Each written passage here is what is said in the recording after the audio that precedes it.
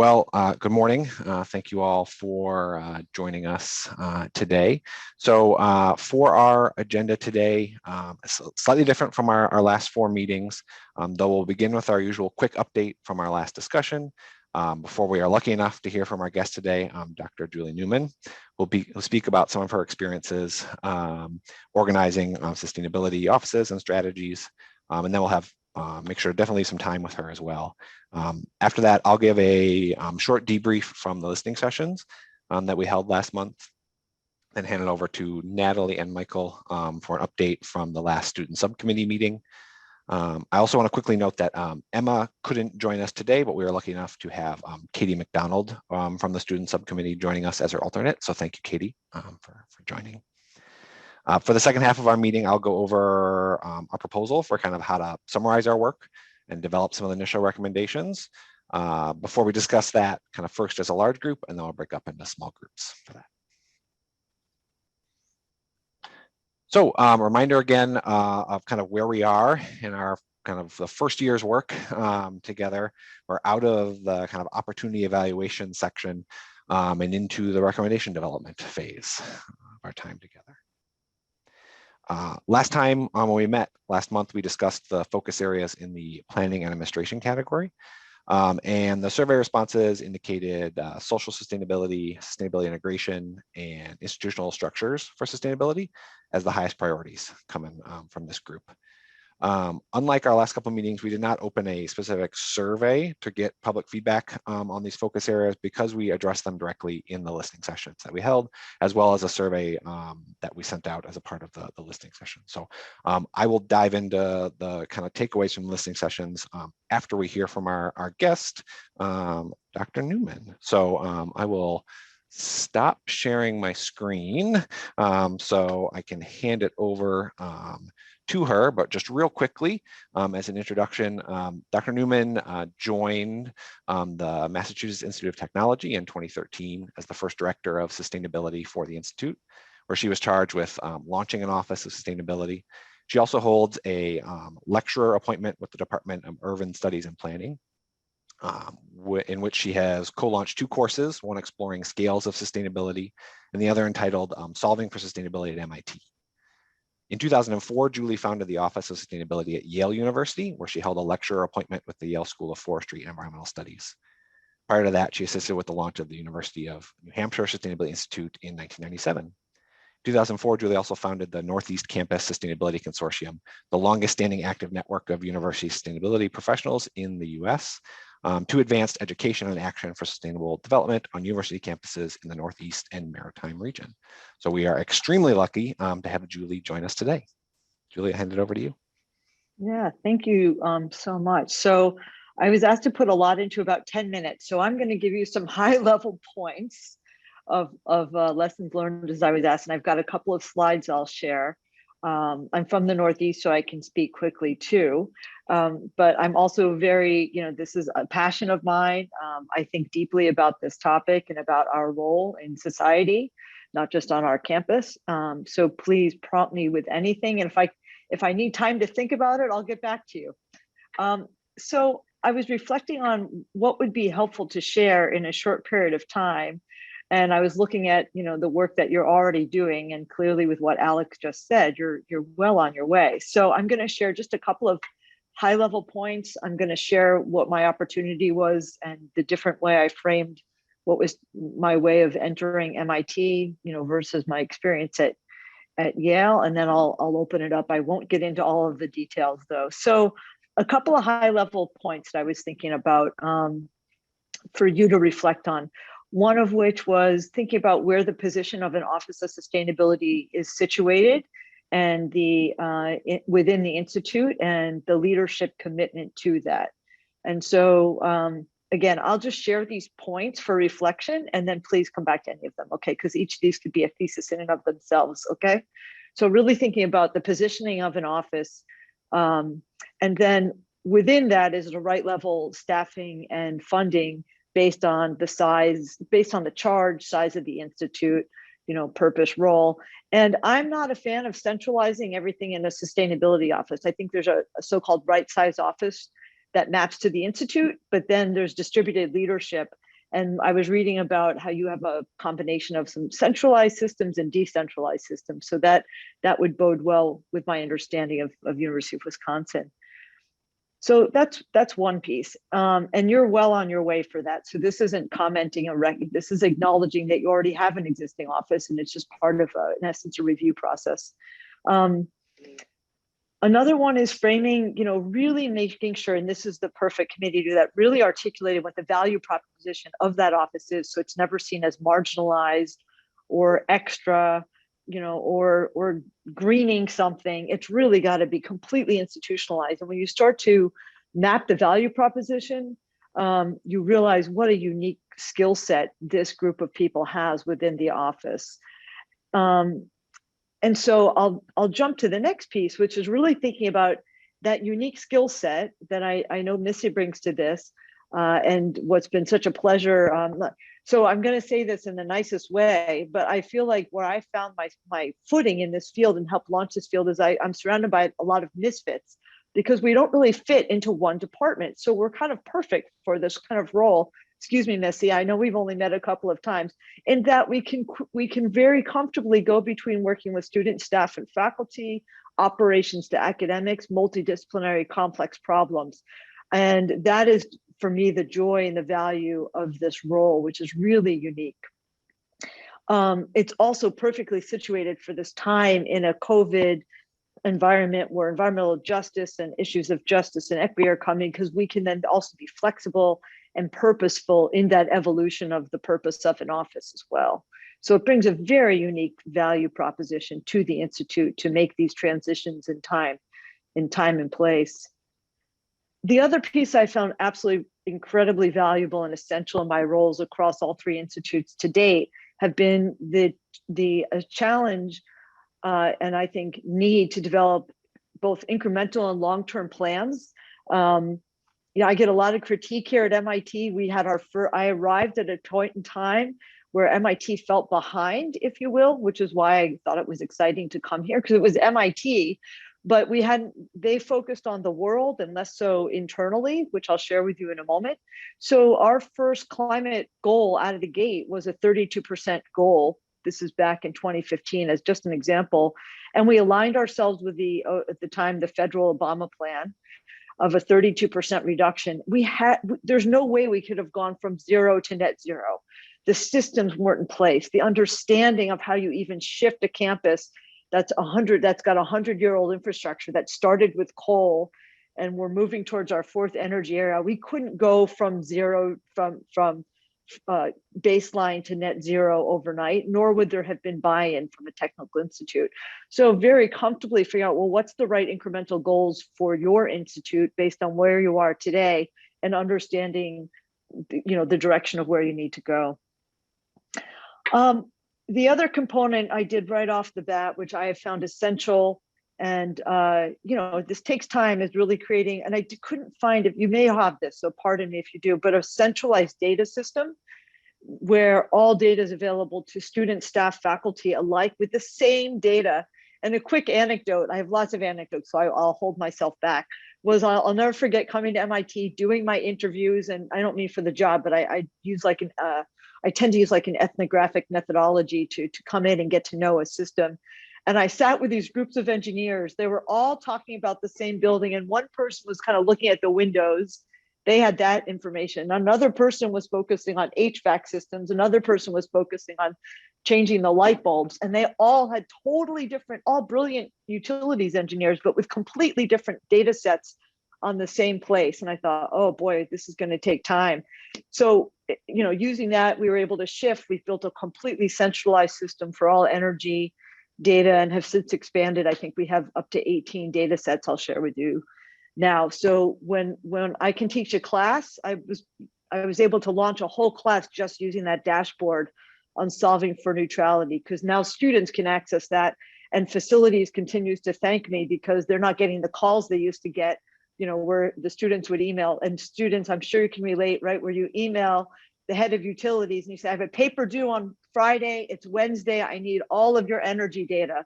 All of those emails are gone now. So it's all available and centralized. And now we have really deep discussions around systems as opposed to quick access to data.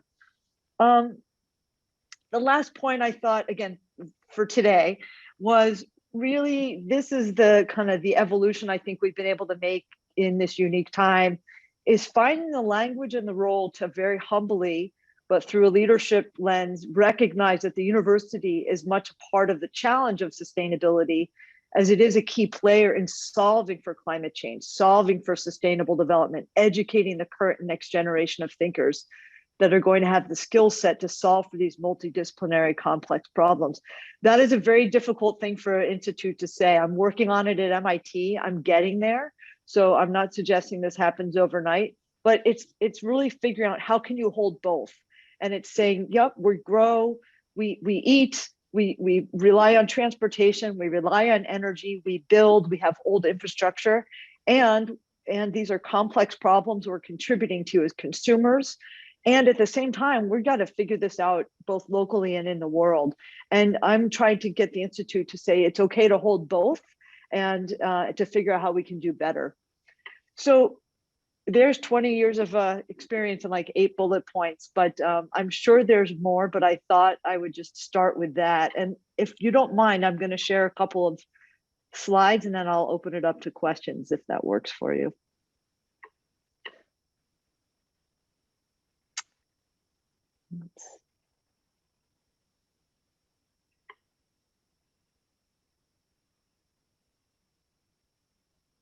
Okay. Oops. You can just see the PowerPoint, right? Okay. Yep. I did clean my desktop up, but I just want to make sure. Okay, great. So a couple of quick pieces here. One is something I found very useful when I arrived to MIT, and this might be more MIT language than Wisconsin, but really illustrating to people of thinking about sustainability by let me pause by saying people really in general don't like to be told what to do. I think we all know that, right?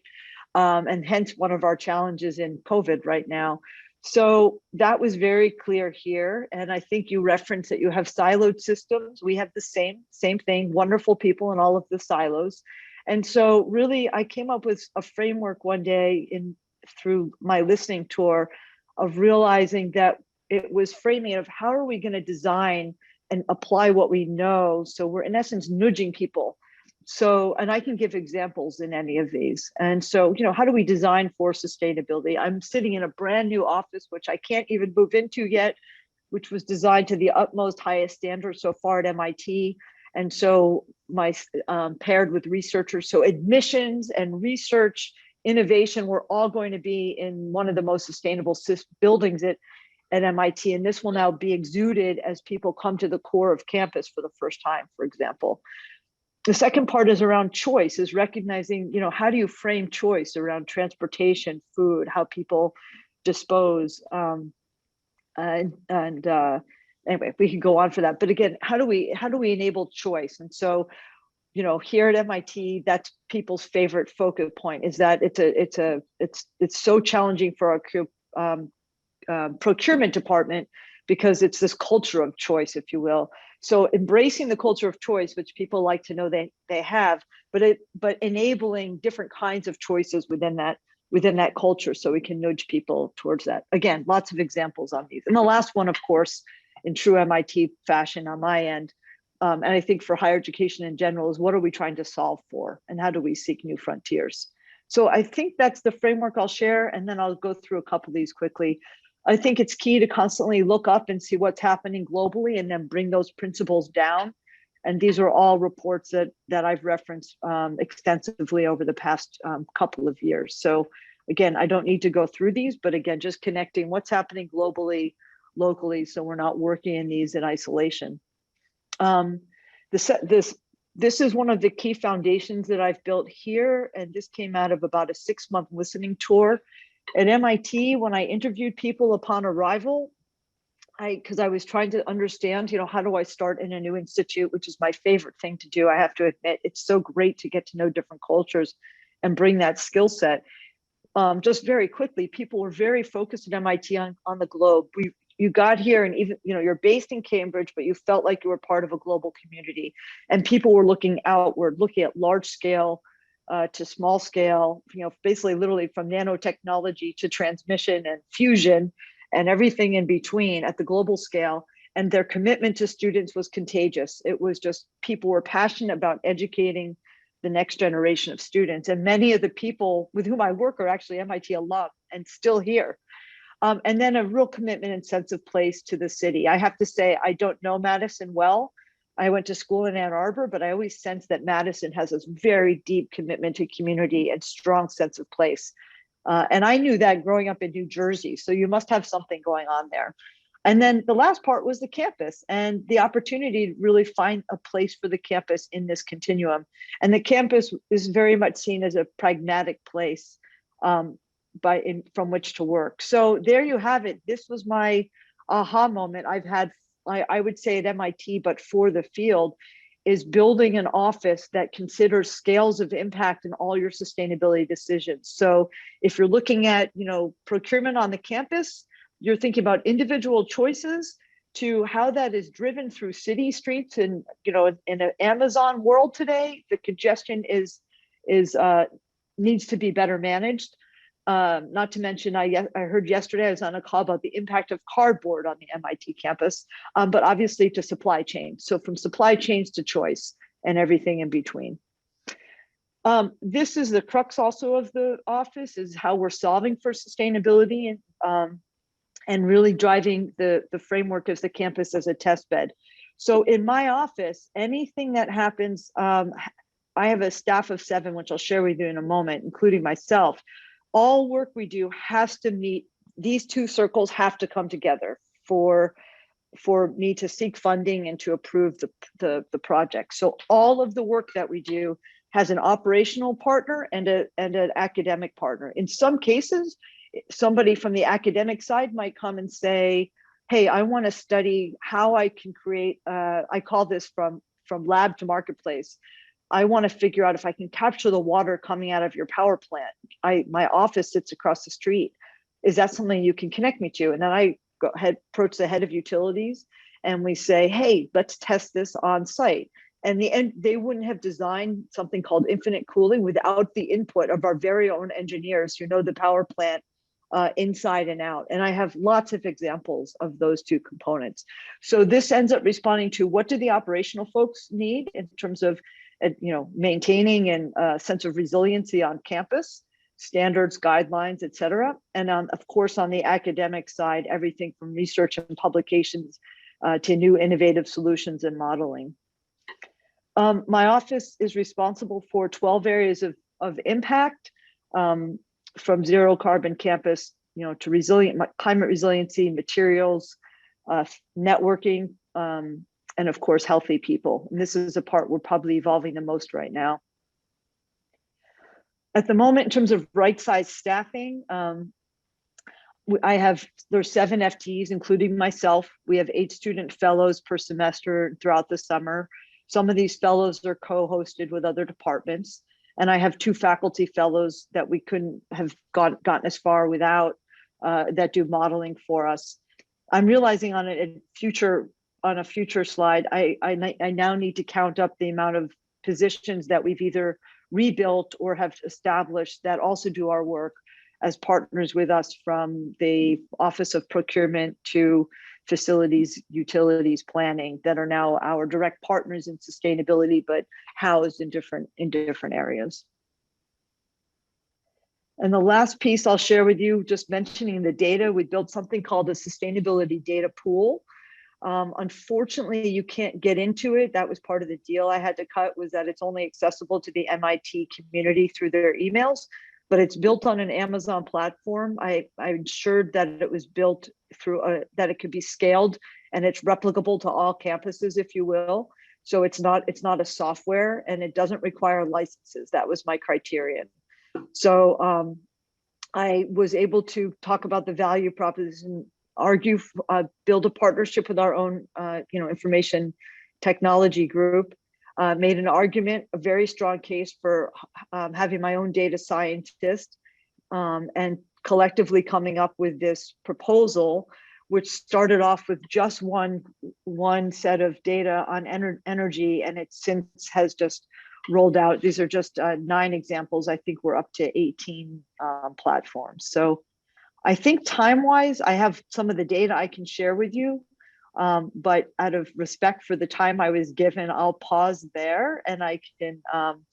I do have many examples of data and projects I can pull up specifically. So Alex, I think that is within your time for now, but I'll stop sharing. That's great. Thanks, Dr. Newman. I will open it up to any questions from anyone in the group. Feel free to just jump right in.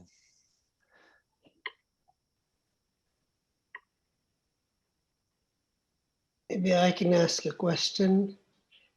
Yeah, please. So, I'm a faculty member in electrical and computer engineering, and I'm impressed by what you've been able to achieve and the time that you've spent in pulling a lot of these things together.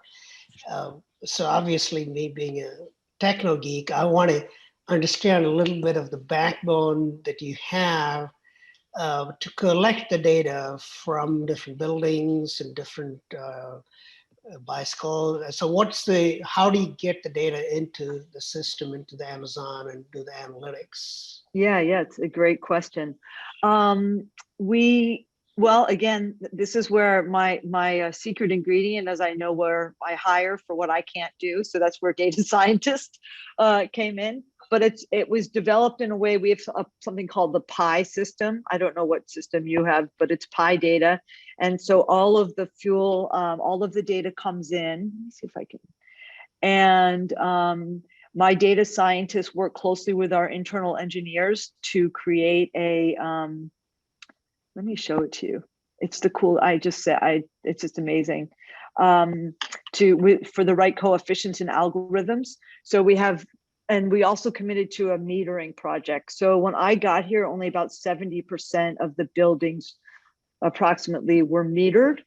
We made an argument to, again, similar to what you're doing, I brought my engineers down to Yale, where I used to be, where they had also committed to metering and had those guys explain the value proposition of metering to the staff here. And from that point on, we committed to metering over a period of time. I asked recently, I think we're up, don't quote me on this, but I think we're beyond 90% of our systems now. They're not sub-metered, but we've been able to remove some of those internal algorithms. We have something called the infinite corridor, which some of you may be familiar with, which we found out, not all of those buildings were metered. So the engineers behind the scenes had created some algorithms in terms of how they accounted for cost recovery for the departments, how they accounted for some of those energy costs and so on. So all of that data is now pulled in. We use WRI, which you probably do too, for our greenhouse gas inventory. We pulled those coefficients in. All of that was built into the system. And so plus steam and chilled water. I don't know if that answers your question, but let's see. I can quickly share this with you.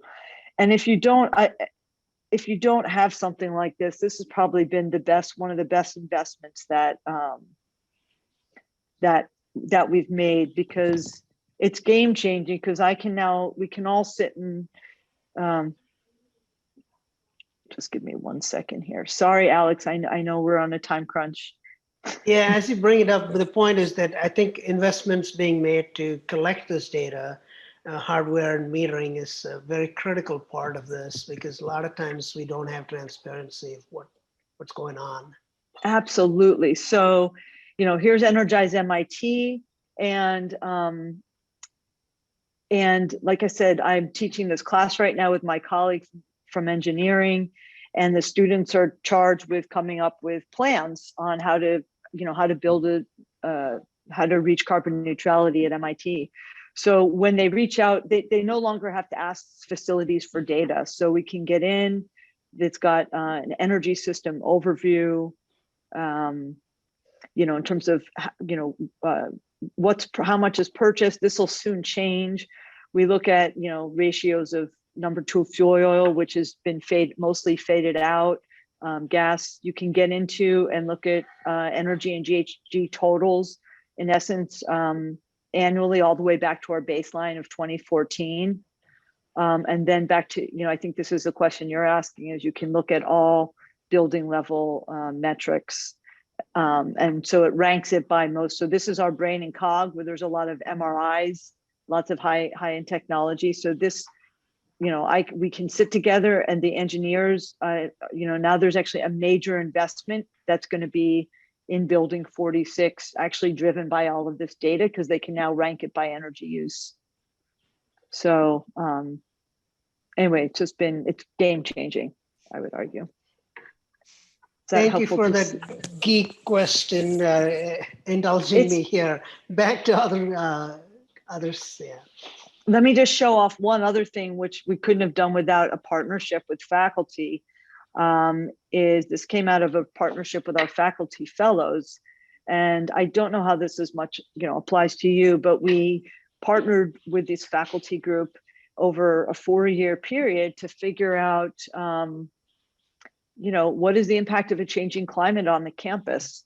At one point, I don't know if any of you are MIT alum, but at one point an alum approached MIT and said, should we just move the campus? Can you imagine moving the campus would be quite extensive. So we started doing this modeling. We partnered closely with the city of Cambridge, and we actually have out to 2070, which we're not allowed to put up quite yet. We're working through some of the, how you share uncertainty, but this is working with one of our renowned climate scientists on future storms. So I'm just trying to share the examples with you of modeling and visualization to the absolute, modeling and with uncertainty to the energy data, which is on specifics and rigorous and based on actually the fuel used by the plant, if you will. So once you put up a data pool like this, you can put everything from modeling systems like this to quantitative analysis of wastewater, et cetera. Wonderful. You are speaking to my inner data geek, so thank you. Sarah threw a question in the chat, asked, how engaged is the MIT alumni community at large in your efforts? And do you have any tips for us to consider to engage the broader UW alumni community? Oh, great question. Yeah, right now the alumni are extremely engaged because we're on the verge of launching a new plan for climate action. So they have submitted, I think if you even did like a quick search for MIT alum and climate action, they've put up their own webpage. They attend any forum that any of us host because they can still access everything. So at the moment, they're very engaged, and it ebbs and flows. Some of them are very fierce on divestment, and let their interests be known. Others are engaged through giving and interested in seeing how best we can advance MIT's commitment through research and teaching and operations as well. So it really varies. I would say we could be more involved. To be frank, we're just a bit maxed out in my office. I would say, back to my right size comment, I could probably use like 2 more people with respect to outreach and engagement, alumni fundraising, but we're just not there at the moment. So I always dip in and give a presentation every year, when they bring alumni back for reunions. But they've got their own, I don't know if you call it an alumni club, but they have their own climate sustainability branch, if you will. So they remain activated on their own, and they just dip down with me or with environmental solutions or with an energy initiative. One thing I didn't get into is the amount of sustainability research groups on campus which when I got here, there were 32 definitions of sustainability across so many different initiatives. So just back to your siloed, question. So I did not launch a new one. That's why I launched on the platform of thinking about scales of impact, as opposed to some new definition of campus sustainability, and have worked closely to partner with all of those groups. So alumni are connected to many of those groups as well. What was your other question? Oh, about engagement. It ebbs and flows with students each year. This year we have seems to be a large group of students called part of UA Sustain. And it's similar. We have an energy initiative. There's an energy club that I sit on the board of now, which I've been told over the years has about 1,000 active members. and they run an energy conference every year. That maybe, Jerry, that you'd be interested in in attending it. I mean, now that it's, you know, virtual, it's really interesting who they pull in. So there are many clubs at MIT that have various, from agriculture to energy to just a UA sustain to the graduate groups. And so again, we touch down with them. Where we haven't focused, based on my past experience, is doing like some large, like I don't have a large outreach program through my office because that's just not the culture of MIT. Whereas at Yale, with the whole residential college program and all the governance structures, that was very much the culture there. It's more club based here than it is residential based. And again, that's just adjusting to the culture of MIT. But let me just add, there's always more we can do. Oh, let me just add one more thing though. I mentioned the fellows. I think I saw that in your office you have them. But that's been one of the most phenomenal ways, between teaching classes that leverage the campus as a test bed and having fellows in my office where you can kind of bring them into the process. That's been, again, it's not the scale that you're talking about, but in terms of just really being able to connect with students, that's been a phenomenal model for us. What else? Do we have time for another question from me, Alex? I was going to say we got time for probably just one more question. Okay, here, and then we'll have to thanks, Alex. You mentioned the data point, that particular building, the Brains building, that was consuming the most. Yeah. There's investments being made to change it, their energy consumption, and obviously there's a lot of investment in there. So you've used this data successfully to change the decision-making process, which is, I think, remarkable. And so I think that's perhaps what we would want to aspire to for the decision makers on campus to make, like us making a difference with the decision makers on campus, because there's a lot, not easy decisions. There's always a bottom line and so many other considerations. And, you know, can you share perhaps one success story of how something that you were able to, you know, turn the tide, like what they were going to go one way, or your office was able to sort of steer them in one direction, something like that? I think I've just, yeah, absolutely. So two things. One is working closely with utilities, and like I said, seeing how they were assessing. I mean, one of the reasons they established my office is they were on the it was a campus that they were invested in research and not infrastructure. So the previous executive VP that hired me was on the verge of debt funding. Don't quote me on this, but something like between $2 and $4 billion, because the campus was literally falling apart. And they realized they just hadn't, you know, to the credit of MIT, they were focused on student scholarships and, you know, issues of equity and student scholarships and research. And they realized, wow, we got to bring our buildings up to this place. So they created these matrices of understanding and doing this facilities condition analysis. And so they use this expansive algorithm to basically assess the condition of all the buildings, start to rank order them for over a 20-year period of updating the buildings. And then when I arrived, we started to map that to carbon emissions. So this is actually not the oldest building on campus, but it's the most energy intensive, and one that actually hasn't been updated for over 15 years. So they decided to use the rank ordering that came up through the data system to determine, you know, how best to, exactly what you're saying, where to put the investments. We didn't have even with that debt funding, we couldn't invest in everything at once, not to mention the capacity it would take. And so they determined by investing, you know, X millions of dollars in this one building, they could actually reduce our emissions. And it's actually on the verge of happening. I want to say by potentially a total of 3% of the total capacity, you know, the total emissions portfolio, which is extensive. I think it was 3 to 5% just in that one building alone, and there'd be less than a 10-year payback. So they realized that so they did a full audit of the building. they're looking for about a $14 million investment that will have a 7 to 10 year payback and reduce our emission portfolio. So by creating those arguments and the co-benefits of those investments and stretching the payback period, say from a 3 to 5 year payback period out to under a decade, enabled them to make some of these larger term commitments. I don't know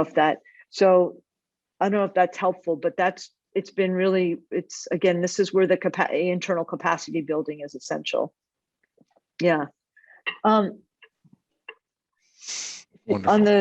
With the idea that Alex is going to get mad at me in a moment, which I think I'll just be okay with for 1 second. The other piece is creating an algorithm. This is a bold statement, so this is something we were just trying on, but this is coming out of utilities and thinking about, well, what would get us to a fossil fuel free campus, in terms of aggressive reduction from electrification to, to the energy efficiency, to what does it mean to get to net zero? So we've got a large PPA we're on the verge of pushing towards. And then of course, what does resiliency mean? So these are ways we're trying to frame and capture and categorize, and then figure out, well, where do we want to invest? So, there's a lot of algorithms behind this, but this has been a good way to message to the higher ups, if you will, that you then, can rank across, well, where are the local and global impacts? Where are you going to drive towards a new energy era? What are things that are already underway? And, how might we look ahead to, like, renewable energy, electrification of the fleet, and so on. So just using different algorithms for choice, I think, has been a really useful, way to message internally with decision makers. So I don't know if that's helpful. Like I said, I have like 5 hours worth of material prepared. This was really great, and as much as we're a little bit behind schedule, I did screenshot that last screen you had up there because I thought it was so important. So thank you. All right. Well, thank you so much for I'm here. us. I'm happy to answer, share more. I'm still, we're still growing and figuring things out, here at MIT as well. And I think going into a post-COVID environment, well, hopefully, let's hope for a post-COVID environment. Is going to bring up a whole new set of challenges with respect to space and flex work environments and public transportation. So I hope, this is to me where universities have to have these exchanges in terms of lessons learned and new creative ways of coming together. So, okay. All right, Alex is kicking me out. I'm here if anybody needs anything. All right, bye everybody. Awesome. Take good care and stay safe, please. All right. Thank you so much. Of course. Bye, Missy. Take care.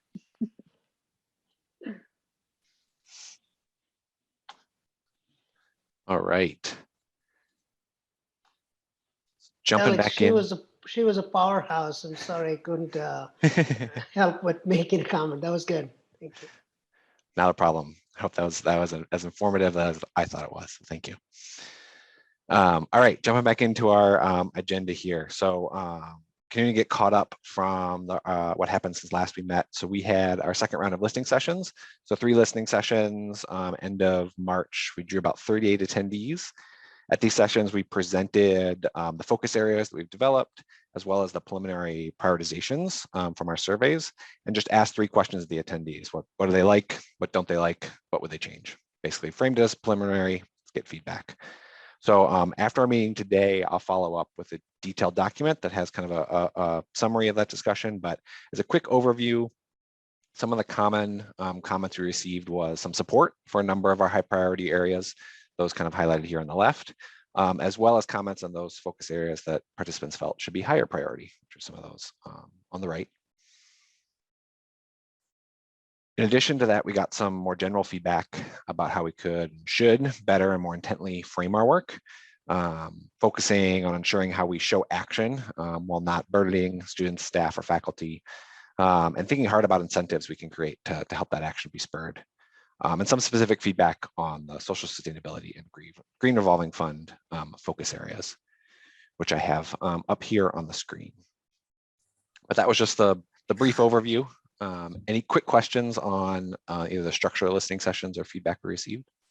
Alex, just a quick question. You said there were about 38 people. Can you assess what the primary composition was? Was it mostly students, fac staff, community members, a variety, mostly people you've heard from before, new people? Just curious. Yeah, it's probably mostly people we'd heard from. I saw a lot of familiar faces from the first round of listening sessions, and I can get detailed numbers as a follow-up. But my sense is about half students, half staff with some faculty mixed in.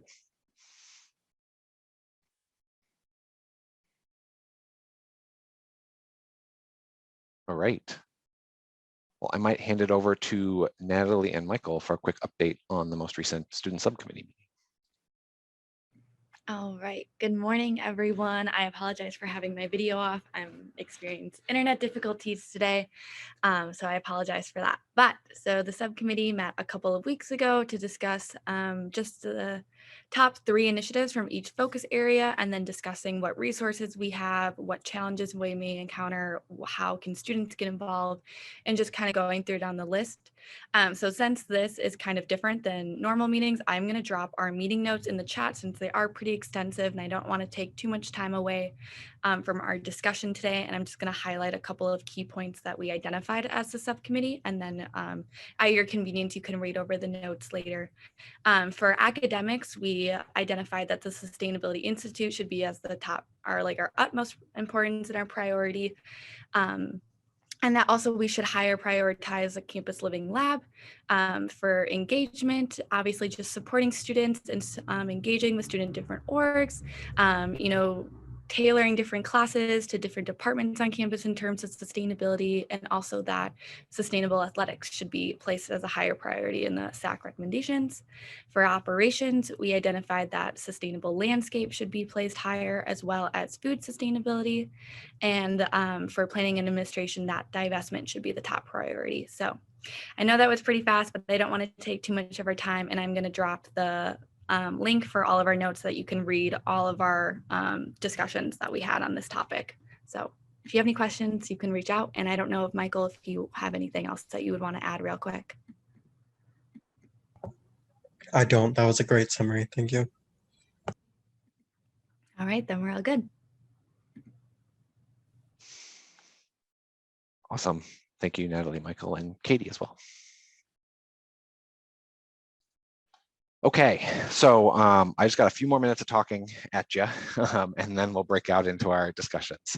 To set up our discussions today, we thought it would be helpful to remind ourselves what we've done, where we still have to go, and take a quick peek back at some past efforts here on campus to see what we can learn from those, so we can be successful going forward. So if you can believe it, we've been working together for over 6 months now on this. Our first effort all the way back in the fall was in drafting of unifying principles that allowed us to discuss some shared values while providing guidance for the implementation of any actions that we include in our final recommendations. From there, we've developed 30 focus areas across the 4 stars categories. We interrogated them and completed a kind of preliminary prioritization before getting feedback through public surveys and listening sessions. But in our at least next 2 meetings this year, we still have to distill our recommendations, distill our discussions into recommendations that we're ready to send to leadership. And really ensure that we're ready for a quick transition into action. I think we've heard often from our stakeholders that they want action on the items we've been discussing. And speaking honestly, the urgency of some of the issues we were addressing, I think, demand immediate action as well.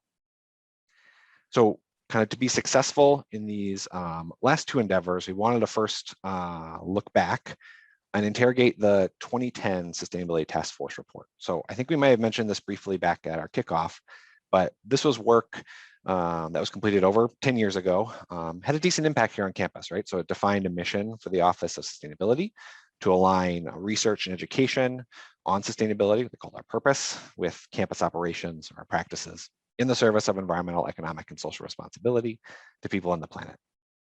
And there were some very notable successes coming out of that work, right? So it established the Office of Sustainability, kind of why we're all here. Our website, our newsletter, campus communication started to elevate the topic. It also included some specific transportation, sustainability, and landscape master planning recommendations that were adopted and carried forward. But I think probably similar to any strategic planning effort, it was far from perfect. And there were at least, by our count, about 25 or so projects defined in the report that at least we and a few of the members of the task force were able to touch base with. We're not aware of much, if any progress on. And while we don't think there's maybe one thing to point to that would have limited the success of this effort, we did want to take a moment to compare what that report identified as issues to address with what we've developed thus far, try and get a sense of what issues have lingered and what might be important to focus on to address them. And that led us to a framework for how we could think about distilling our recommendations to leadership. So back in the 2010 report, they identified sustainability leadership as originating in the intersection of education, research, and campus operations. So this is from the report there.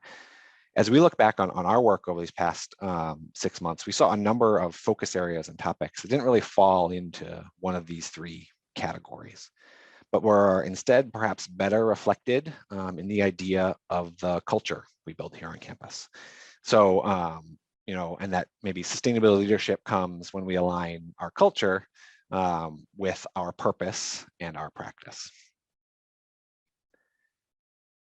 And so we kind of took that idea and that structure and overlaid it with the prioritization work we've done thus far, developed this kind of proposed framework that organizes the focus areas we've discussed by our culture, which would be things like behavioral and procedural norms that we develop, our purpose, which is research and education, and our practice, which is kind of campus operations, how we operate. And then we add the kind of ideas of priority on top of that, right? So those focus areas would be that our priority focus areas are ones that we develop action plans for, we are ready to move on, and we make a focus on making progress on. An enabling focus area would be those where specific action items might be needed to ensure the success of one of the priority focus areas. So kind of pick pieces that we think are important to ensure success. And then supporting focus areas are those that we would then advance opportunistically if and when an opportunity or a need arises. Just real quickly, I said action plan. What does that mean? That means in our recommendations, we would include details on team members that could lead or support implementing initiatives, other key stakeholders that we need to get involved, actions and or resources needed to successfully address the focus area, metrics for tracking success, and a kind of a timeline for implementation. I think just logistically, our thoughts would be that kind of our team, the facilitation team, would kind of take a lead on drafting some of these, but engage the council members perhaps in one-on-one discussions over the next month for specific feedback and review on those areas that makes sense. So that was a lot of talking this morning and listening and setup. Let me pause quick for any clarifying questions on the framework, and then I'll hand it over to Deb, take a minute to talk about our discussions where we'll set aside time to talk about this framework and dive in, I think, specifically in the kind of culture section. But first, any clarifying questions on how we got here or what's kind of set up here?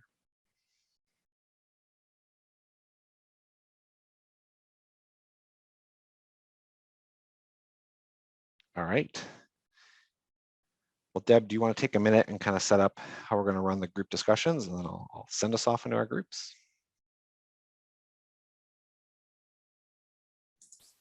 Okay, so we're going to have two discussions, and we're going to do both of them in our smaller groups to try to save a little bit of time. So the first one is to look at the proposed framework that Alex just presented, and to think about these three questions. What do you like about it? What don't you like about it? And what would you change? These are the same questions we used in the listening session. So apparently we're not terribly creative around our questions, or they're just really good questions, one of the two. These are the questions we're going to use for that discussion. But we really want to focus on the second piece, and that's around this idea of culture. I have a colleague in the office who says culture eats strategy for breakfast. And I mean, probably some of you have heard that before. So we have a suspicion that maybe not enough focus was put on the cultural aspect of the work in the past, and that we want to forefront that a little bit and make sure that those cultural aspects are being addressed as we move these issues forward. We know that this means change for the campus. We know change is difficult and often fails. In the corporate world, 70% of change efforts fail. So You know, there's no guarantee that just because we want to do this, it's going to work. We want to make sure that we have the things aligned that need to be aligned. And that change is really difficult for us, right? As human beings, we don't like it. It's not because we're bad people or we're stubborn or we're selfish or any of that stuff. It's just because we're designed to not like it, right? We like our routines. We have circadian rhythms. We have muscle memory. And all of those things make us feel safe. And when there's change, there's risk involved for us. What if I lose my job? What if I'm not good at this? What if I can't do it? What if it's going to require more work and I already have too much? So there's all these sorts of change and cultural issues that we need to think about as we do this work. So we want to spend a little time talking about that and forefronting that today. So if the questions for that are just what would it look like if we were successful? What are the strengths that we can build on? It's always good to take an appreciative approach. What are we already good at and how can we leverage that to be better? And then what are the barriers that we face, if there are any out there, and how might we overcome them? So we'll probably keep coming back to this conversation because we don't have a lot of time today, but we just wanted to get started on it and just put it out there for people, put it out there for people to kind of germinate in your brain. Any questions about any of that before we break into groups?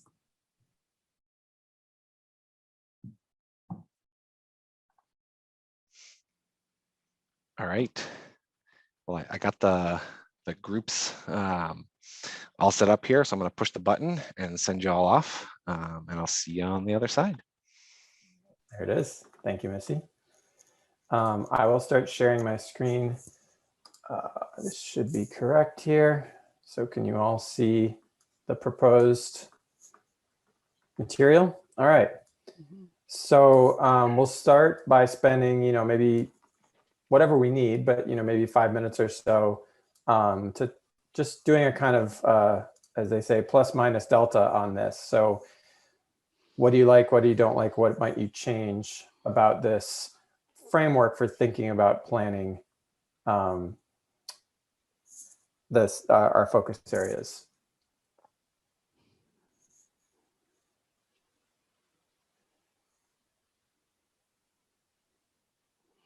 So we built it out, as Alex was explaining, in terms of priority areas, enabling areas, supporting areas. And so roughly, not exactly in order of what we will do, but sort of in order of importance to some extent. And then in a few moments, we'll turn to talking about this culture piece. It may also be helpful to think about the fact that we will use this document or some version of it in part of our report to Vice Chancellor Heller and Provost Schultz. One area that pops out to me is I'm surprised to see campus as a living lab down in the supporting, not higher up on the list. I thought that was gaining lots of support from people. So is there some thought process why it's down in supporting and not at least up in enabling? Or I think that's a good question. I think if Alex were on, he could tell us very specifically, but I suspect it has to do with exactly how many votes basically that got when we sent out the surveys at the end of the meetings. I thought it was skewing higher than. And also the extent to which that was sort of picked up in the listening sessions or not. But I would agree. I think that was becoming more of a conversation. I will also sort of editorialize to say that it can be a hard concept to understand or to really grasp. And it's possible that's one of the reasons why it slipped a little bit in people's estimation. Nathan, this is Mo. I'm wondering if you can help me better understand the differential between the definitions of the priority focus areas, develop action plans, and then enabling by identifying specific action plans that support the areas? Sure. So I think, well, I can try anyway, because this is new to me too. So I think what we're saying is that for all of these items in the priority section, we're going to be building out, complete plans for how to implement them. Got it. As opposed to identifying specific action items, e.g., can you guys see this? I moved to a different thing. Okay. And so Here, this is the specific focus areas. We're going to turn to this in a moment. We have all these action items that fall, sorry, I should be zooming out, but you get the idea. All these action items that fall under specific focus areas. And so I think the idea is that we would be pulling from those mapping in order to kind of like move forward these specific focus areas. Thank you. As opposed to a full strategy for each one. Got it. Thanks. Yeah, that's a great question. You know, and I can say also supporting focus areas, some of these there's a few things that are already happening. So the opportunistic part, that could be opportunistic tomorrow, or it could be opportunistic in 5 years. Sorry, go ahead. I was just gonna move to another. I'm also surprised to see like sustainable food and sustainable transportation not up in the priority area. Like those seem to me to would have more interest than sustainable landscape management. But again, you tallied all the votes, I guess, but I just know sustainable food systems seems to be, especially for students, something they talk an awful lot about, over sustainable landscape management, for instance. But so just for like reaction to where things fell, that just surprises me a little. Yeah, this is Noel. I just want to kind of tag on to Mark before you respond.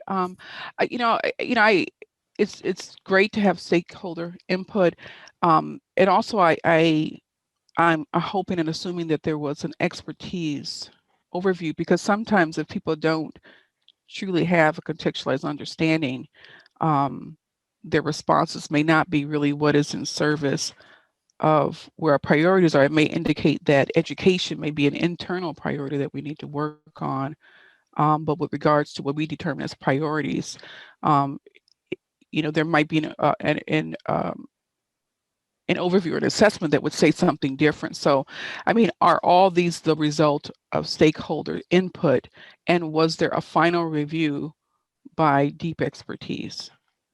So it's a great question. There has not been an additional review. We're still working from the perspective of what you all, what sort of feedback you all have given us, and what we've gotten from the listening sessions.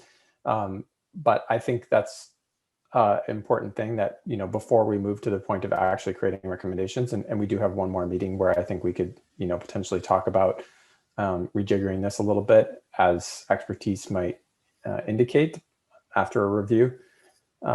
I think that's an interesting point. I mean, 2 items here: systems-based decision making, and sustainable procurement. Both of those are kind of thinking way upstream in the process of sustainability, and kind of, and so how we have to be strategic about the things that we do if we're going to be starting now, in a sense, and moving forward.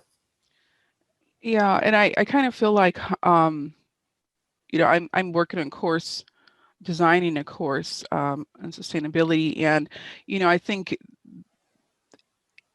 my question is kind of like, do you have all the right informed voices at the tables? I mean, we're here, but also we did not have what I believe is a baseline onboarding in terms of like, these are some readings, critical readings that I think everyone should do, because this has been nice, but I know that there's so much more behind really understanding what this is. I mean, it's nice to have the privilege to, have our monthly meetings, and, but there's so much more that needs to go on behind the scenes in terms of our own accountability for learning, in order to really give, strategically informed feedback that results in a plan that, is so critical. And I feel like we're on a great, a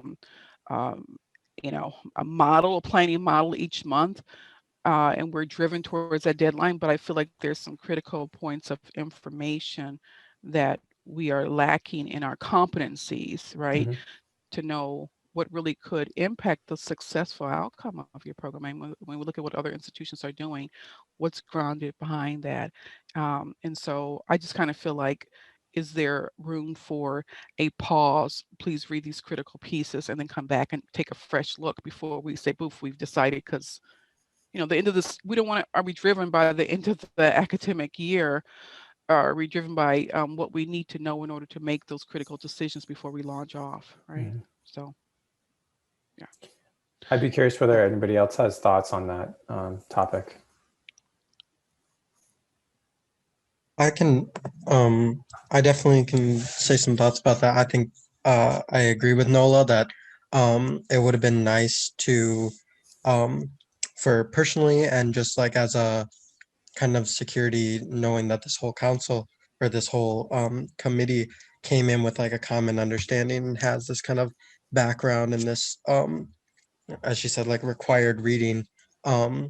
That you can kind of understand when engaging with these topics so that we're more knowledgeable about when we're saying let's do this, let's make transportation more sustainable. What does that really mean? What are we really doing? And having more background in that.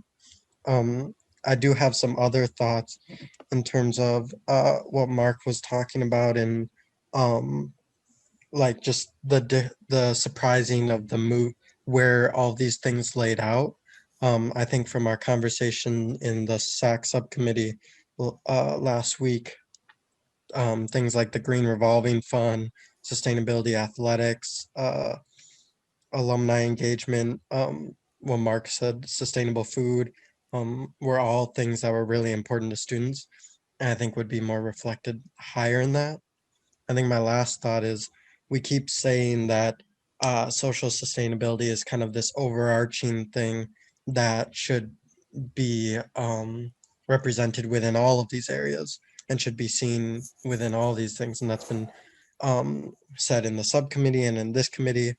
But in terms of how we're laying it out on here, it doesn't show that. It doesn't show social sustainability as a bigger thing. And I don't know, like logistically on paper, how you make that look. But in terms of just, I think that's another concern of instead of making it a priority among one of these 9 groups, making it clear that it's an overarching goal, an overarching theme throughout all of these things and should be thought about throughout all of the different work that we do in sustainability. I just want to echo that, because if you don't say it, it becomes a part of just the, we all need healthy air, right? We need quality air to breathe, but we don't think about that when we're just breathing, right? And so if we say that, I don't think we're that mature as a culture. I mean, locally and internationally, to even just say we got it, we understand it's in a fabric, because I don't experience that as a person of color, as a person social justice minded. I think about there's so many important aspects, and I don't think that we're literate enough on that to just assume that everyone understands it and gets that and knows how relevant it is to these topics. And so so how does it look? I think it should be visibly present, just like Michael said. And we need to think about what does that look like and how do we facilitate the reminder of these overarching values. Just that needs to be put back in, because people will forget things that are not a part of the natural flow of thinking and even valuing. So I think it's really important what Michael said there. All of it, actually. Thank you, Michael. I may be able to offer 1 or 2 thoughts, but I'd love to hear if anyone else wants to build on this first.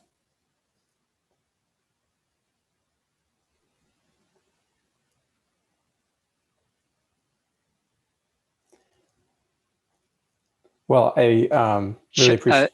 Please go ahead. If Cheryl's talking, you're muted. Okay. I wasn't speaking. I'm posing questions in my head, and I don't know if it moves the needle any, but what I heard from Nola and Michael, I really liked, and it was really just this idea of the priority around literacy. And I'm assuming that's sub-reflected in the leadership and advocacy priority for sort of the cultural piece, and then infused through the Institute, that's an ongoing like practice. But it feels like we just need to illuminate that. I mean, that's really part of the whole design, is the knowledge building, so that actually informs decision making and practice and culture and structure. So I just like what they said, and I wanted to echo it, and I'm trying to figure out where does literacy actually, it should always stand. We shouldn't assume to be experts in anything. I'm thinking about the diversity of thought means we're bringing different minds together, which means everyone will not have expertise. But how do we bring about the literacy to illuminate the diversity of thought and other experts at the table at all times? So I'm thinking, and I have questions. Yep, those are really important as well. I think what I would initially say is to emphasize that, we're talking about this grid as a way of understanding and visualizing the sort of priorities, enabling, supporting action items.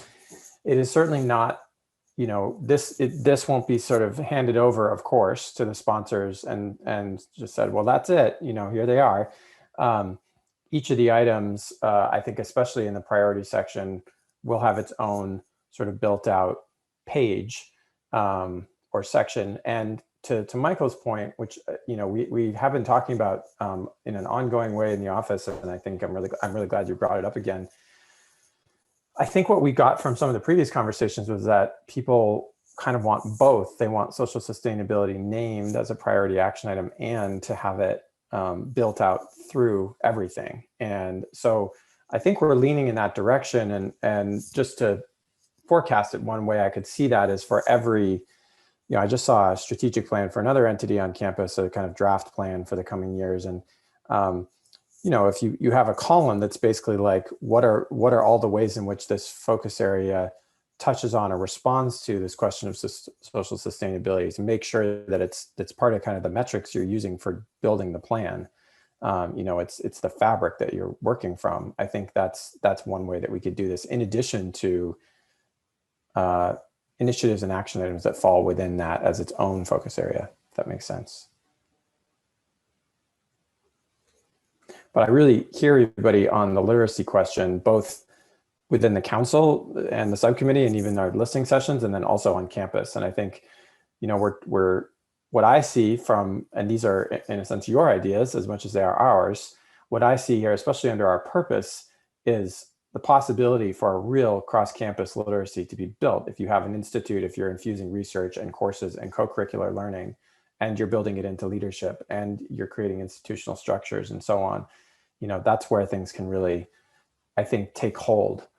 But I know that as a team, we're certainly going to talk about this question of kind of expert review. And I can say that we are sort of, from our own perspective of expertise, reviewing all of these and having lots of meetings in between these meetings.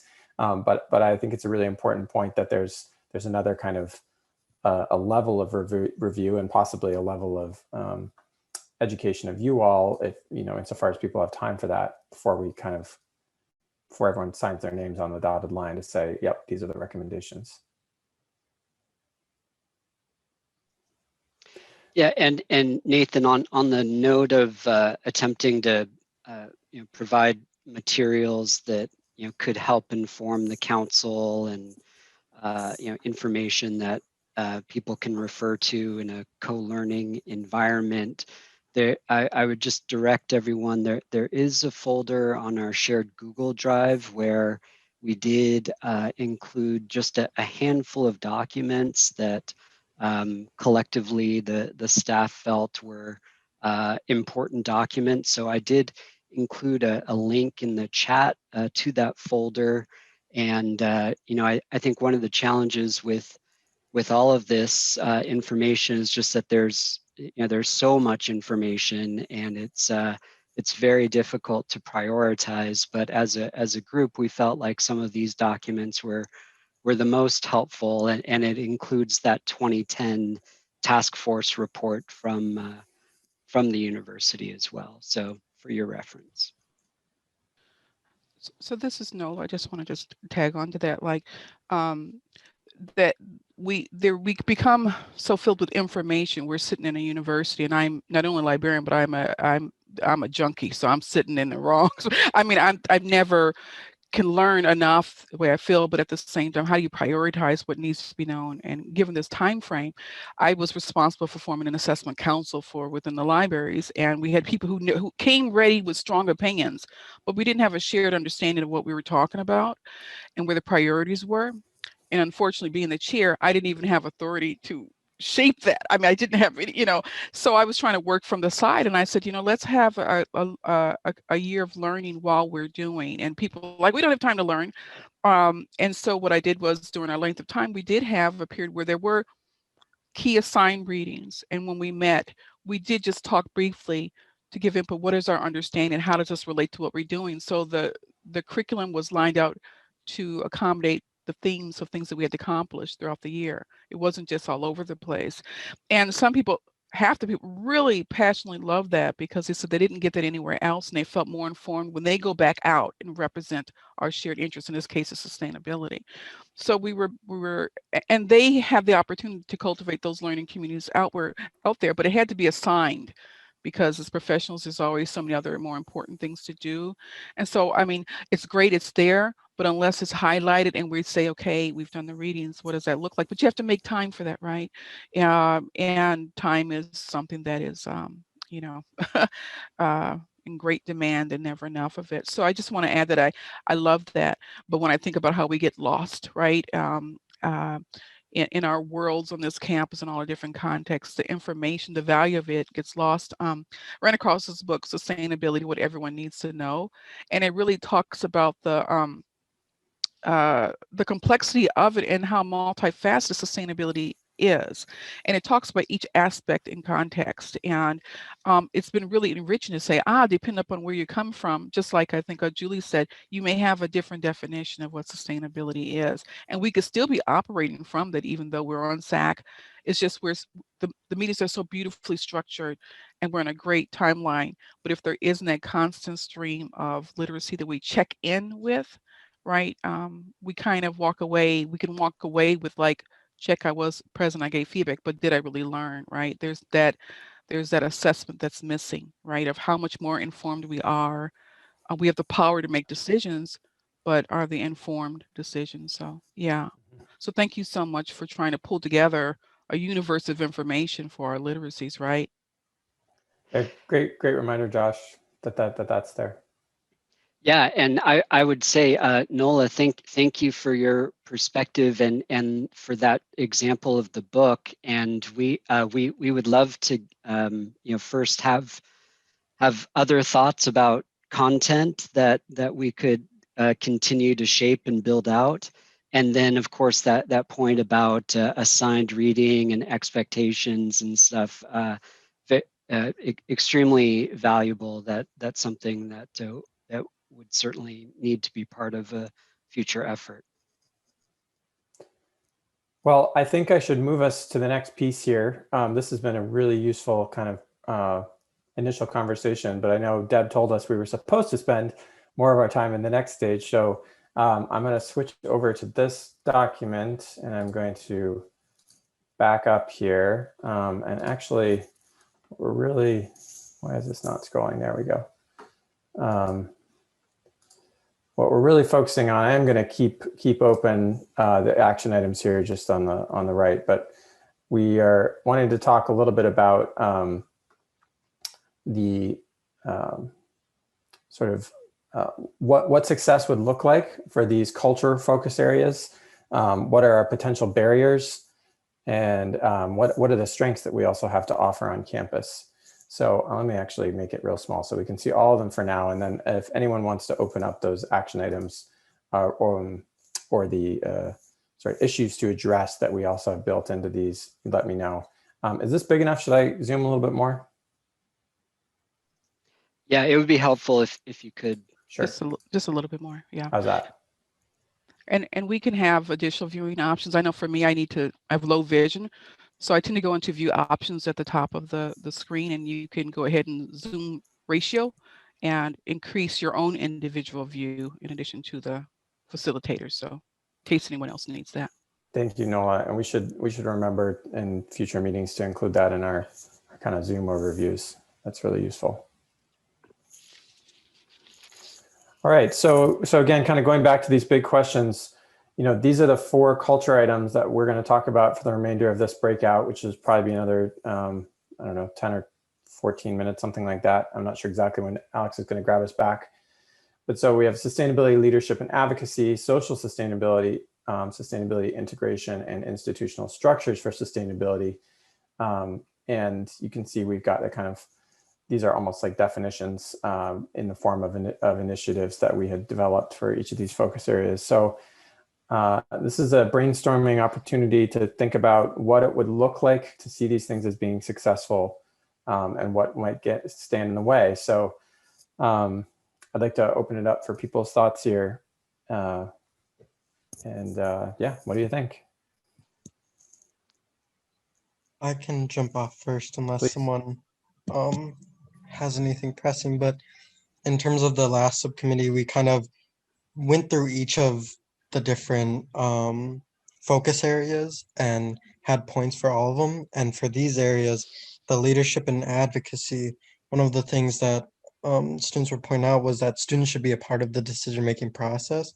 So whenever there is a committee or anything that is kind of meant to provide guidance to the university, add a student, because all it does is add a perspective and there's plenty of students who are working in sustainability throughout the campus who are trying to get things like this done. Additionally, students were pointing out that we can work with state and DOA and other departments to try to integrate their leadership and advocacy in our own work. And I'll shut up so that other people can talk. And it looks like I misinterpreted exactly when we'd be going back. So a few more thoughts here, especially on the what we have to offer and what are the barriers. Thank you, Michael, for that.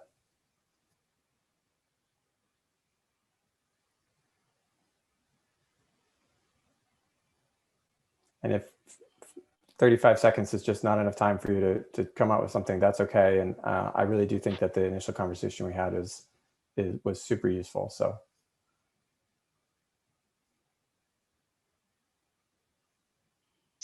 this is Mo. I'm just going to suggest that I'm struggling a little bit with the language of social sustainability and the richness of its real meaning, and feeling like we've kind of lost maybe some of that articulation of the equity, inclusivity, and justice just in that language.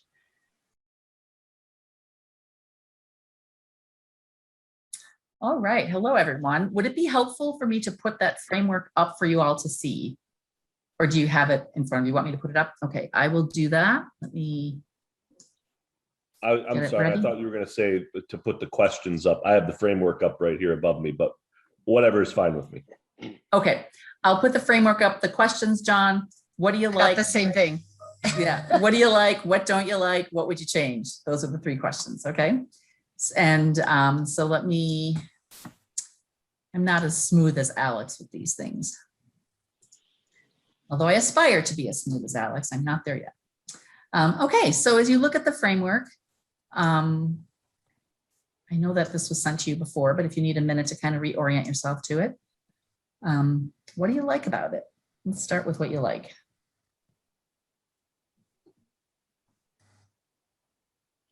Well, when I saw it, when you attached it the other day, or when Alex sent it, we're in the process of doing a strategic plan refresh, and we're building the framework first to insert into this refresh. And I thought it was our document. So it looked exact. So I like it because I was like, oh, we must be doing something right because this looks great. That's great. Alignment. Yeah, right. I was laughing when I was looking at it the first time. Anyway, and I had asked Alex and Missy to help us out to insert some of the sustainability pieces into our refresh. So when they saw it, we were laughing back and forth. Anyway, I digress. I do like it because, just being on this committee and seeing the work that we've done so far, it all comes out in the framework for me. And I'll save my concern for later. But it does really speak to the work of this group. It's very familiar to this group. I wonder, and again, I don't want to let the cat out of the bag. I wonder how familiar or how easy this is going to be to understand for somebody sitting outside of this committee. But for me, it makes all the sense in the world right now. Other thoughts about things that you like? I liked it partly because it took what was sort of building to be kind of a really overwhelming feeling of, oh my gosh, where to start. And it really, the subcategories cleared that up and really, I guess, it inherently helps prioritize. And it also helps to decouple it, or to really focus the areas in either culture, purpose, or practice, so that what I anticipate is that within these, work can happen simultaneously, but it still will all be integrated with each other. So I'm not being very articulate, but I was just like, and it makes sense. It makes sense in the placement of the priority areas, I think makes sense. So it seems actionable, it seems clear, and it seems actionable. Although to John's point, it is very internal. And so thinking about, and this is, I think, a huge part of the culture box is going to be how it is presented and branded. And I guess I would, if I were to make any change at all, I would move up that sort of communication and branding into a priority area. I see that as less enabling and more core, to be able to define and communicate what the effort is and be able to communicate that externally or to the stakeholders more clearly. So thanks, Sarah. I gave you both at once, sorry. That's okay. Yeah, so I like this framework, the culture, purpose, and practice. Every department, like what John was talking about, every agency, all of us think about these things constantly. And we're adding this sort of a sustainability adjective in front of each of them. And I think like when Julie was giving her presentation, she was from New Jersey, but she thinks about what the culture in Madison would be like, although she's not been here.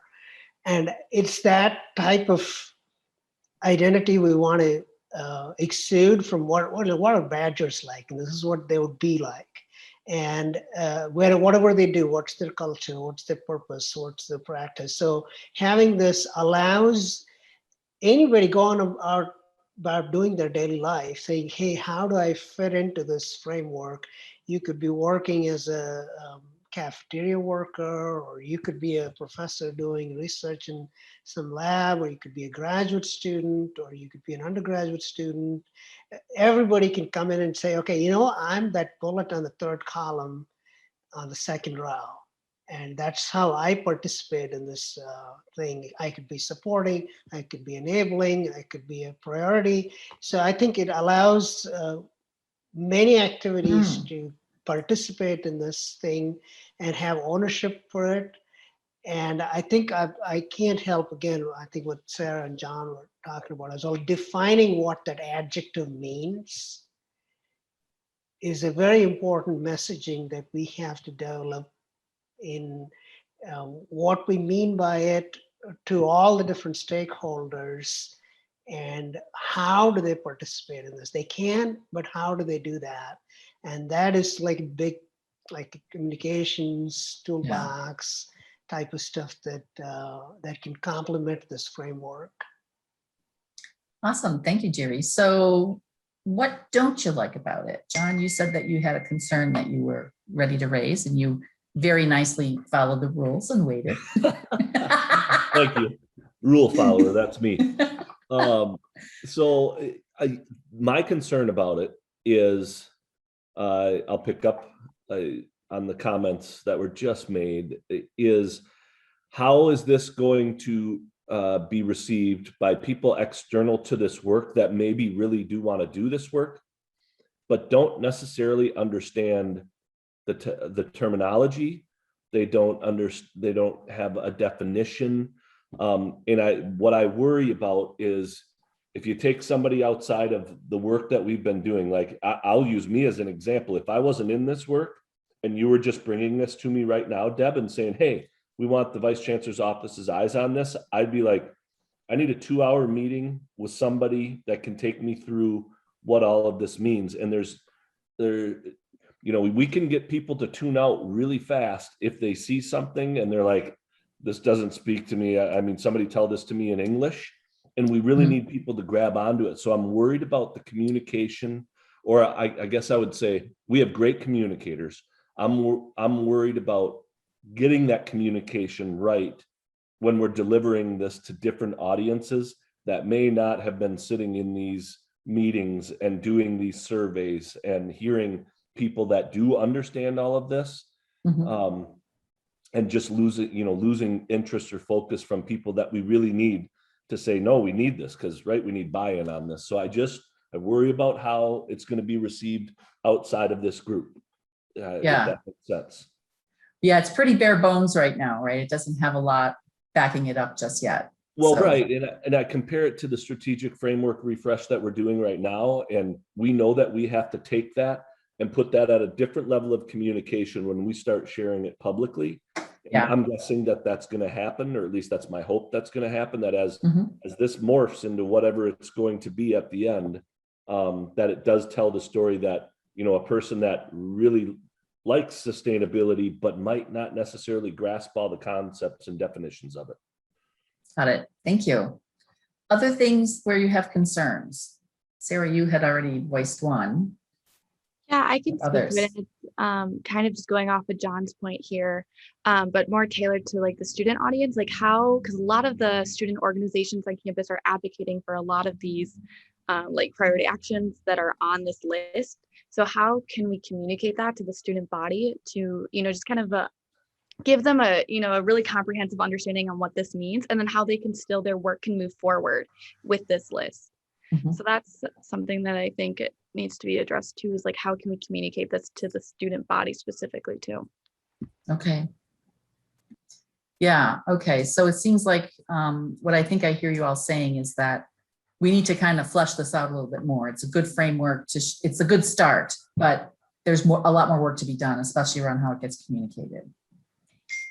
One suggestion for how, and I'm breaking the rules again, Deb, because you didn't actually ask for this, but just something to think about is I'm coming off of a couple of different branding projects in my work.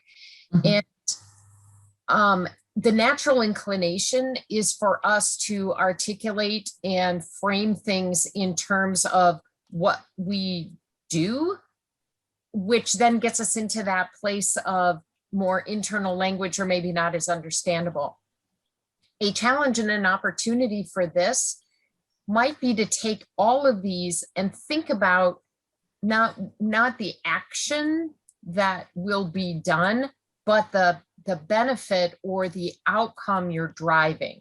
So for example, I'm not going to be able to do this very well, but instead of sustainability, let's pick a different one. Instead of Sustainability Institute, just like naming, we want to do this thing, really instead describing the outcome, because I think that will be more easily grasped both by the students and all the stakeholders. So center to drive research, priority and research and education around sustainability, or I just did, I named a thing and not an outcome, but that might help. Right. And might lead more to a benefit, an outcome, which then can be aligned with what are we driving toward and how are we measuring it and how are we're getting there. So that could set up the framework for that reporting. Sorry, the mailman just came and my dog hates the mailman. It's all right. Does that make sense? Yes, no, I see. So it could be something like the Sustainability Institute to coordinate sustainability efforts across campus and leverage what we're learning, or something like that. Or even another step, describing it in terms of what's the benefit or what outcome of that. Got it. Coordinate. Okay. And you didn't break the rule because that was going to be the next question is what would you do Okay. differently? So you're just way ahead of me today, Sarah. That's all. Anything else? Any other concerns? And if not, anything you would change? And then I wanted to make sure we have time to address the other questions. So, but I also don't want to lose anything if there's something someone wants to say here. Hi, I'm Katie. For those of you who don't know me, this is my first time at the official SAC meeting. But I guess one thing that as a student, and again, like I'm very in the sustainability world on campus, so this might be a biased opinion, but as a student, I feel like what I want to know is how we plan to implement these priorities. And like you can say, oh, we're going to be more socially sustainable, but how and what does that look like? And what are the steps for that? And I think part of that is maybe talking to student orgs that are working toward similar agendas, I guess, and seeing what they want because they are student representatives, and seeing how they feel like that would be best integrated and like implemented. So I guess that's just what I say, like explaining the how, like we're actually going to do these actions to make sure that one, to have student support, but also to make sure that we're actually doing it, I guess, because sometimes I feel like the university will make a blanket statement about sustainability, but there's never the deeper part of it, I guess. But yeah, that's all I have to say. Okay, thanks, Katie. All right, I think at this point, we'll stop on this and switch over to the culture part of the conversation. And here, I think I will share the questions. Where's my little sharing button go? There it is.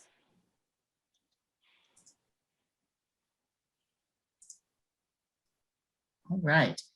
So as you're looking at that top box where the culture priorities are, what would it look like if we were successful? So this goes right to the thing that Katie just said. What would it look like? How are we going to do this? If we were successful at implementing these elements in that culture, that top culture priority box, what would it look like?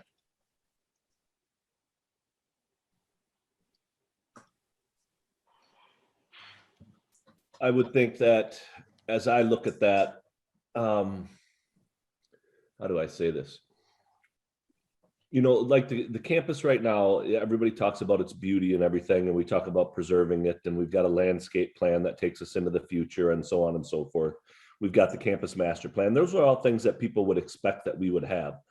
But I would think that a part of the success, there's more pieces, obviously, but I think a part of the success would be that if sustainability was very publicly facing and attached to the landscape, the things that we do that would provide education back to the campus community about what we're doing or what we've accomplished, so that it's not just something where we say, hey, this great SAC group got together for a couple of years and produced this report. You know, we need to show back the results of what we've done, the impacts of what we've done and the impacts that it's having on the campus. So a very public facing success story where, you know, we're showing the campus that this work is productive and it's helping the campus. That would be my comment. Thanks, John. Other thoughts? I would agree with John, building out just a little bit more broadly, saying shared understanding among all stakeholders about why sustainability is a good thing and what we're all collectively trying to change and do. You know, in a phased campaign sort of way, you know, like we're trying to reduce water usage, you know, in sort of a more public campaign kind of way. I won't say anything more. I think that's what I'm trying to say. Okay, thanks, Sarah. Other thoughts? What would it look like if it were, this is a chance to dream? One of the things that we talk about on our campus is sort of the Wisconsin idea. the Wisconsin experience, and our students think about it in the big picture, and it has to become like a fabric of, I mean, like, just, I'll take a couple of these things. One is Badger Games, right? It's part of our culture. Think about the other side of it is like, okay, think about Madison, there's substance, alcohol is a big thing that the entire country talks about, party school, right? And so we think about, what does the word Badger come to bring to your mind? And so what we want is that when somebody says they graduated from Madison, everybody should think, okay, these people are the ones party hard, work hard, but they're focused on sustainability. Some identity like that defines who our graduates are, our faculty are, the culture of the space is sort of it's a brand that sort of exudes itself.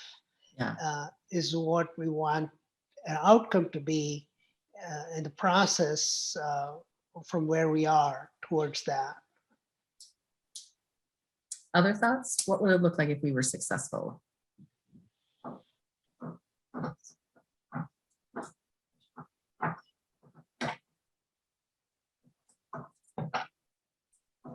And that's okay if we don't have any other thoughts on this. It is Friday, so we might not be able to be too creative on Friday at lunchtime. But what are the strengths? So what can, go ahead. It's okay. I was just going to add really quickly, and this is kind of going off Sarah's point too, is like, in order to be successful, we kind of have to now open up our discussion to every single stakeholder now, and making sure that they're included and have that comprehensive understanding. And this goes back to really communication and communicating to all of our stakeholders on how they can get involved and help progress our priorities and our initiatives that we identified in the culture, and making sure that they have a voice and can participate in these. So great. Thanks, Natalie. So what strengths can we build on in this area of culture? What are we good at that we can leverage? I think mobilizing student leaders is a strength, or let me say, the fact that we have a lot of really smart, motivated students is a strength, and it is on us to mobilize and support them. I think a lot of the effort around this is going to come from culture that students create and expectations students have of campus and leadership and of each other. I think we already have a vibrant Badger culture, so to speak, that we can build upon. Many campuses do not have that. I mean, I think in Julie's presentation, she was talking about MIT versus Yale. I think our campus already has a very, very cohesive student body that's active, that's passionate about a lot of things, and it's like connecting those things and weaving them together to make them stronger. So I think we have a excellence in faculty and students and the people who run our campus. We're a very successful campus, and we can build upon that. Other strengths? I mean, we have historical strength and competence and excellence in research in the environment and history with Earth Day, and the ethic, I think, exists as well through the Wisconsin idea and through just sort of the historical legacy there. I think, again, leveraging that is our opportunity and building that out. Great. Yeah, I think building upon that, I think all the Lippold, F.H. King, we go way back, let's say, in the movement, John Muir, and I think we have a lot of sons of the soil that we can be proud of, and who are they today and who will be in the 21st century. And I think there's a legacy for us to carry forward. Other strengths?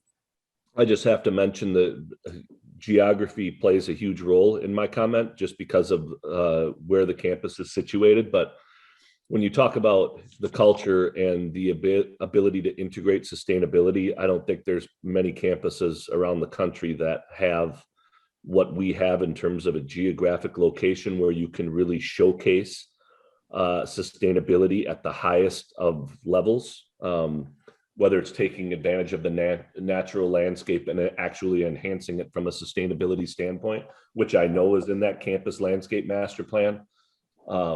There's just so many wonderful things that we can do where you can integrate the social part of sustainability, the green part of sustainability, whether it's the method in which we're building our buildings, and then just to the natural landscape. We just have such a wonderful opportunity to showcase it at the highest level. And also the connections to the natives in the area, that Exactly. from a social perspective, I think that's a very, very strong connection. And having that dialogue with them is incredibly important.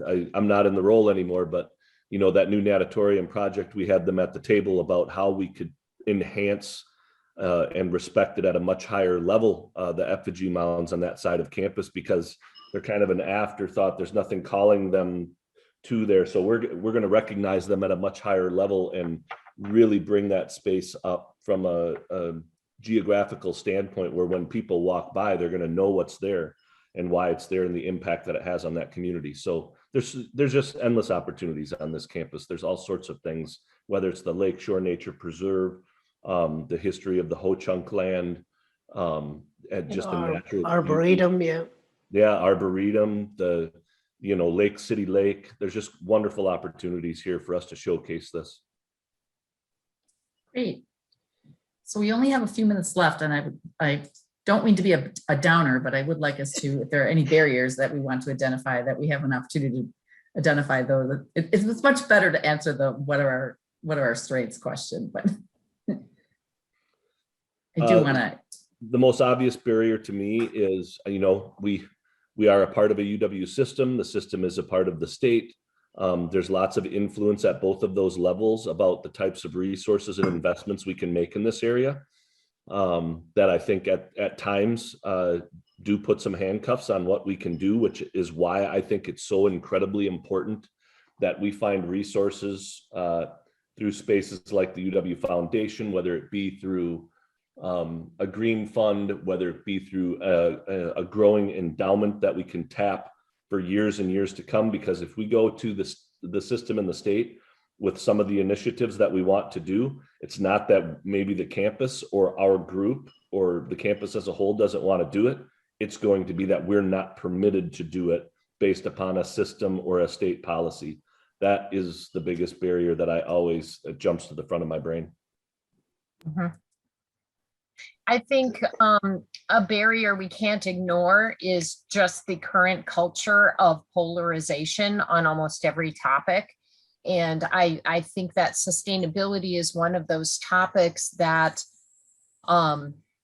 people don't understand the facts behind. What is more noticeable is the emotion and the passion and the energy that isn't always, that is sometimes surfaced more and presented more front than the facts and the benefits. And so I think in order to have stakeholders fully on board, goes back to strong communication plan. It also goes back to what are the outcomes, and maybe making sure that there is quantitative as well as qualitative outcomes that are fully present and measurable to make the case as one step in trying to mitigate the polarization issue. Yeah, Okay. I think I want to, the idea that, there's a very, very strong sort of folk understanding that says that it ain't broke, don't fix it. And I don't think people recognize that it is broke, right?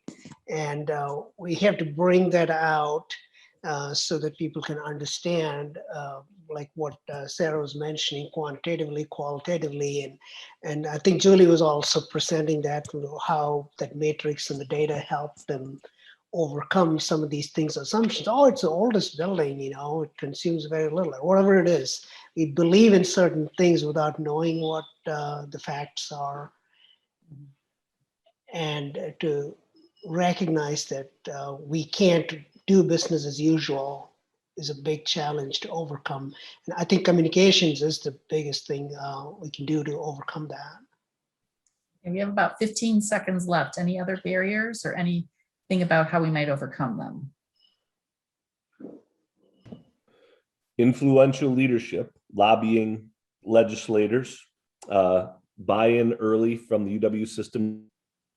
Welcome back, everyone. Sorry, John, Zoom is very rude. It just cuts you off. Yeah, I'd say the same to you, Mo. Sorry about that. You were saying something really important. And that always seems to happen. Okay. Well, I apologize for pulling everyone back, but that's all right. You know. Everyone will lead us through kind of a final takeaway.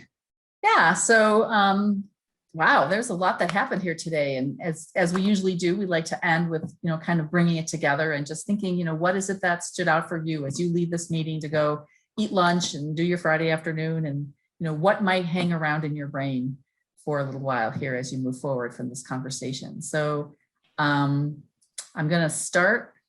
Actually, I'm going to do this differently because I always wind up forgetting about the people that aren't on the screen. So instead, I'm going to start with the people that aren't on the screen so I don't forget them. Let's see. So that would be Michael. Let's start with you. Well, I don't know. We talked about a lot. And I don't know. I think one of the key things and one of the last things I said in the group was not making, I didn't get to say it out loud, but in the chat, was not making sustainability a choice in terms of leadership and integrating it throughout the campus, making it a priority and making it a part of the checklist of what you have to do, not just something that would be nice or an A++. It should be part of what you need to do. All right, thank you. Natalie, how about you? All right, I think the biggest takeaway, and it's something important as we progress forward, is to just make sure now that we're opening up the discussion to all of our stakeholders and making sure that they have a voice and feel included as we progress forward. So that would be mine. Great. Katie, how about you? I will say this with not having a ton of background in these meetings, but I think one of the biggest things for me is just really making sure that students are at the center of all of these decisions and initiatives. That's the whole point for the university, is to educate and support these students.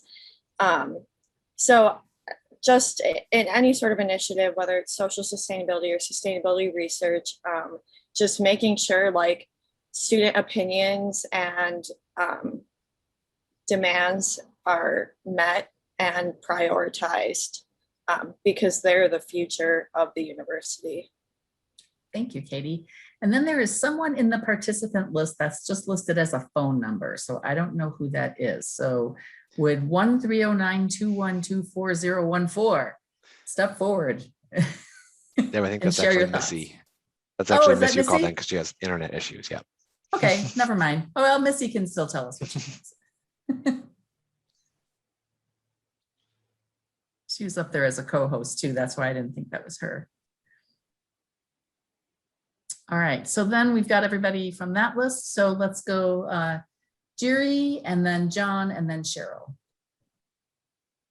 One thing you're taking with you, Jerry. Put me on the spot. I think Julie's enthusiasm is going to fill my day. And I think there's light at the end of the tunnels. I'm feeling very optimistic, and we can do this together. Awesome. John, Cheryl, and Mo. Yeah, I really appreciate the framework, and I expressed this to my group, and it seemed to generate some energy around this topic. But I think the people that have been a part of this committee understand it, and it's a wonderful framework for now. But how will it be received by people outside of this committee? because we don't want them to look at something and say, I care about sustainability, but I don't know what this terminology is or what these definitions are. So I made a comment that it's just really important that as we take steps in the communication, that we are thinking about the people that they very well may care and have a passion about sustainability, but we need to be able to tell it to them in plain English about what we're doing, why we're doing it, and why it's so important that they're an active participant. I'll leave it Thanks, there. John. Cheryl, Mo, and then Sarah. I'm a long-term processor. I like to reflect. So my nuggets come either right away or a little bit later. But a couple of things are bubbling up for me that I'll think about a lot. And one was a discussion we were having about literacy. And I think what I'm thinking about is we always have a lot to learn to inform our prioritization and our decision making. And so we have to make that, like when we think about culture, that culture of learning, like having information, is pretty critical to think about at all times. And how do we become better decision makers because we have more information? And so just make that critical part of culture building. That framework, clear, concrete, directional is really helpful. And what stood out to me was Julie today talking about the different definitions of sustainability. Reminds me of how we see diversity and who's in there and who's not in there, and therefore who's actually being served or supported in our actions. I'm sorry, I've been thinking a lot. I told you I was reflecting. That's perfect. I won't hog the mic, but I'm just thinking about that definitions piece always being at the core as well. Like we really have to own the same definition so we understand why our priorities and our actions are the way that they are. And then who's at the table. I love when I hear students say, look, we need to be here telling you what is important. I 100% agree with you.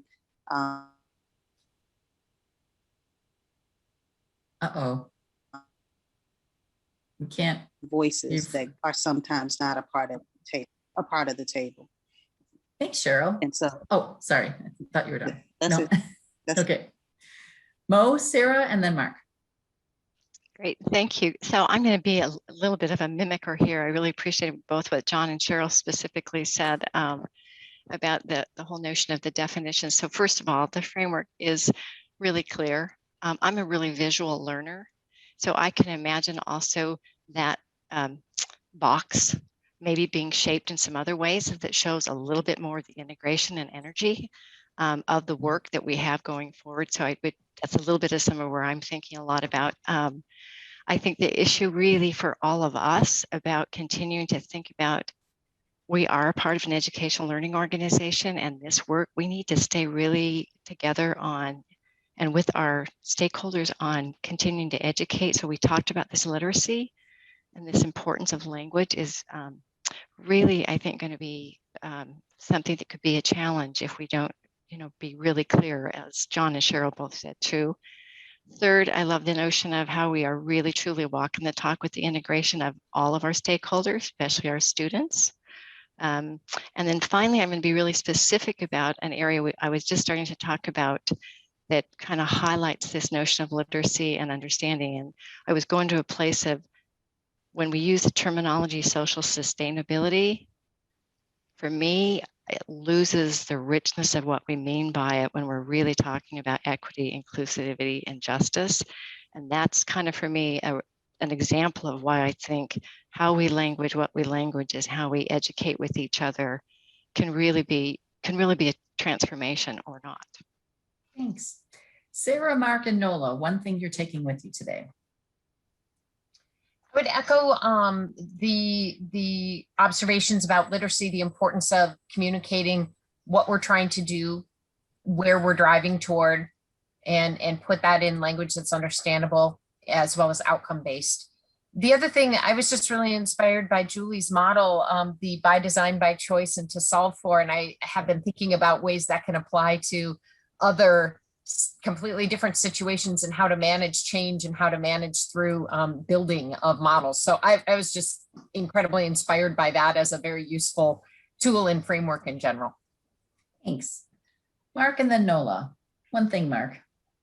I agree with a lot of what's been said, but something that struck me early was a reminder that this group's making a recommendation to the provost and the vice chancellor for the, right? And that I was also beginning to think about, do we have a responsibility then to think about how that our recommendations are actually resourceable, right? So we could recommend all kinds of things that there just aren't the resources to. So do we need to put a lens of that over these recommendations before we make them? Like what is actually actionable in reality, right? So from a resource perspective, is that our responsibility or not? I just throw that out there. So that kind of popped in my head. So. Great. And Nola, you get the last word. Well, I was really inspired by seeing Julie's overview of what they've been able to accomplish over a period of time, right, at MIT. It just really is inspired to how many different opportunities and how innovative we can be. The sky is the limit, but it's really critically important, just like so many others have echoed today, is that we have some type of a shared understanding and shared values. And even what are we talking about? What do we care about? Why is this a priority? And from what context is it a priority? Right. And I think we need to find where there's a line in order to speak into the listening of those we're talking to. We need to learn how to become translators. And as council members, we are indeed stewards. And how are we really prepared to steward what we're learning and to help facilitate this plan into our spaces? And we need to have, even amongst ourselves, where do we share our values? And how does that show up? How do we really each respond and articulate to social sustainability? What is that? Does everyone feel a comfy, cozy place with that? Right. So we have a lot of rich terminology in a very lovely chart, but really, what does that look like if we were to speak on its behalf to our different campus communities? So I realized that the more we get into this, I realized I didn't know anything, right? So it's like, oh boy. So I think that's a sign of learning when you realize the depth of what we're talking about. And I really feel a sense of urgency and a need for us to really start facilitating conversations to help people understand, why should I get aligned with this? Why should I consider adjusting my work? Or what's it got to do with me? We really need to look at what's it got to do with you. Because otherwise it seems like just another thing that the university has to do versus. Thanks. Thanks. We're a little over time. So Alex, want to wrap it up? Yeah, thank you, everyone. If you have to drop, please go right ahead. Thank you for sticking around. The only thing I want to mention in terms of next steps, and we'll follow up with an email, we have a small gift for everyone to thank you for the work. Normally, we'd bring that to the next meeting, but in lieu of that, if you do have a address you'd be comfortable with one of our team dropping something off, please send that to me by email, and we'll get that out in the next couple of weeks. But all other next steps, we'll follow up by email.